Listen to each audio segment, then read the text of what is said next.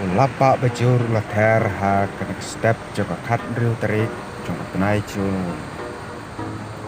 Mentangi apa jaka wen Kshaid kita tenata habangnya lembaga serok highway celong Nongstoin. Kabadon ha kena senang sawat ya. Kalau wen Kshaid kita pesobi. Yang Kipor kita kena pat hatu kini kesini kerongkan. Kadon sekul Kshaid kepada rumpum harum jong besar pak Nongstoin. Dan kata kadai kuat Kaba kena Kshaid